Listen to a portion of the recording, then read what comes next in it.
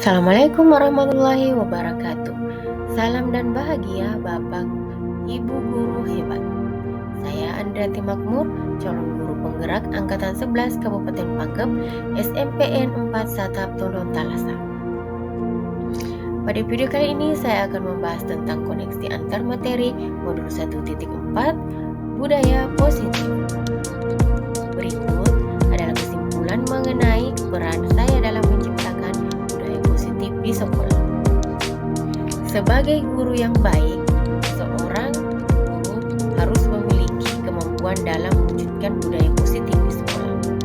Budaya positif dapat terwujud dengan menerapkan konsep-konsep inti seperti disiplin positif, motivasi perilaku manusia, posisi kontrol restitusi, keyakinan kelas atau sekolah, dan segitiga restitusi.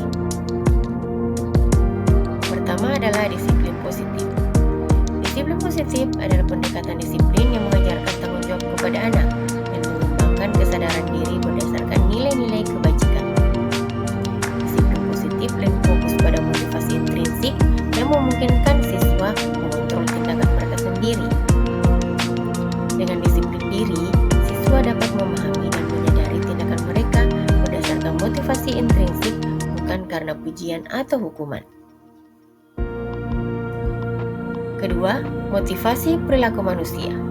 Terdapat 3 motivasi perilaku manusia, yaitu menghindari ketidaknyamanan atau hukuman, mendapatkan imbalan atau penghargaan dari orang lain, dan menjadi diri mereka yang diinginkan dengan menghargai diri sendiri sesuai dengan nilai-nilai yang mereka percaya.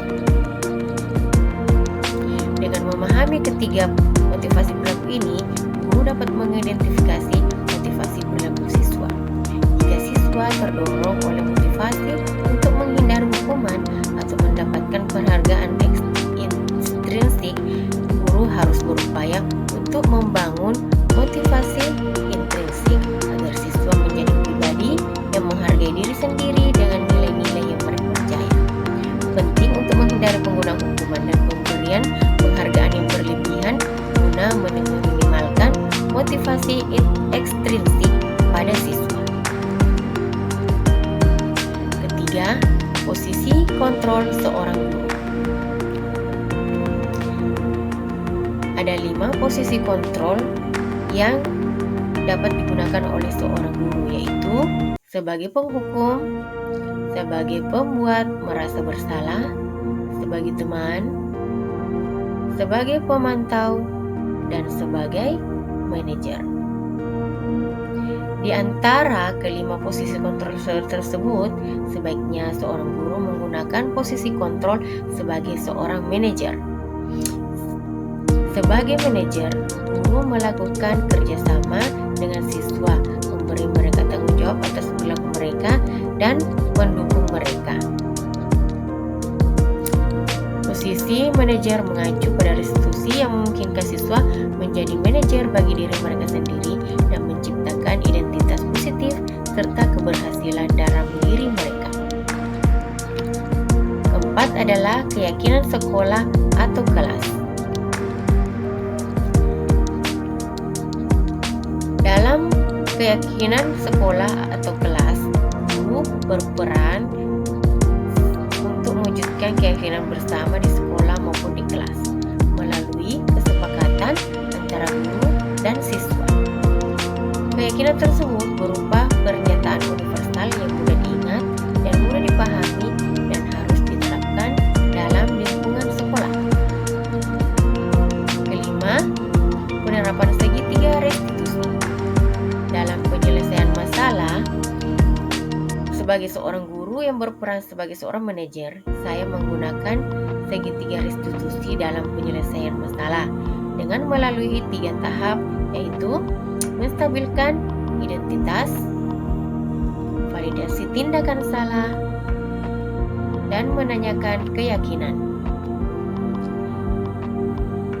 Dan tujuan dari hal ini adalah menciptakan siswa yang mandiri dan bertanggung jawab. Terdapat keterkaitan antara materi budaya positif dengan 3 materi sebelumnya. seluruhnya. Dengan menjalankan budaya positif di sekolah, kita akan mudah mencapai tujuan pendidikan nasional sesuai dengan filosofi Ki Hajar Dewantara, yaitu pendidikan yang berfokus pada pengembangan potensi yang ada pada siswa serta mewujudkan sekolah yang nyaman, aman, dan berpihak pada siswa.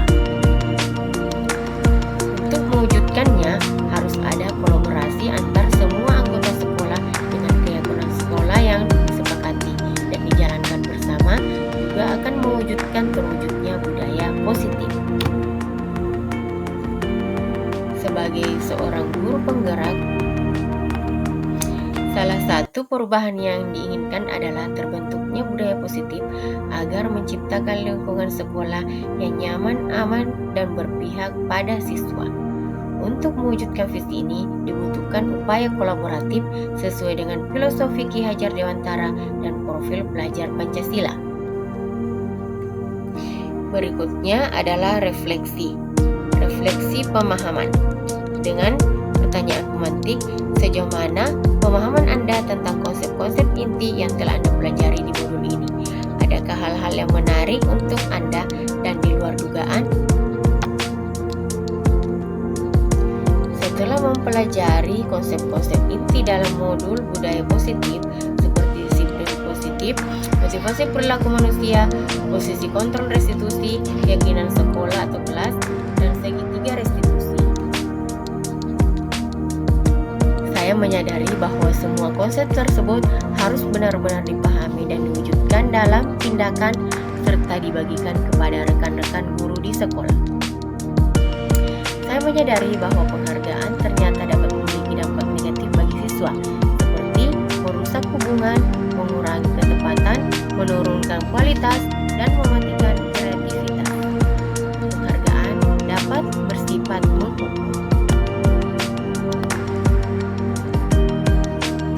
Selanjutnya, perubahan apa yang terjadi pada cara berpikir saya dalam menciptakan budaya positif di kelas maupun sekolah saya setelah mempelajari modul ini? Saya menyadari bahwa posisi kontrol yang sering saya lakukan adalah sebagai penghukum atau pemantau yang seharusnya berperan sebagai manajer, dan saya mulai menggunakan segitiga restitusi dalam penanganan masalah. Lalu, pengalaman seperti apakah yang pernah saya alami terkait penerapan konsep-konsep inti dalam modul budaya positif baik di lingkungan kelas maupun sekolah saya? Awalnya, murid-murid saya merasa aneh dengan perubahan saya, terutama dalam menyelesaikan masalah murid. Tapi setelah saya menerapkan budaya positif di sekolah, yaitu dengan membuat keyakinan kelas dan penerapan segitiga restitusi, saya merasa murid lebih antusias dan aktif dalam pembelajaran. Murid menjadi lebih percaya diri dan disiplin dalam menjalankan nilai-nilai kebajikan yang telah mereka yakini tanpa paksaan. Selanjutnya, bagaimana perasaan saya ketika mengalami hal-hal tersebut? Perasaan saya sangat termotivasi untuk terus memperbaiki diri sesuai dengan nilai-nilai budaya positif di sekolah. Lalu, menurut saya terkait pengalaman dalam penerapan konsep-konsep tersebut, hal apakah sajakah yang sudah baik dan adakah yang perlu diperbaiki?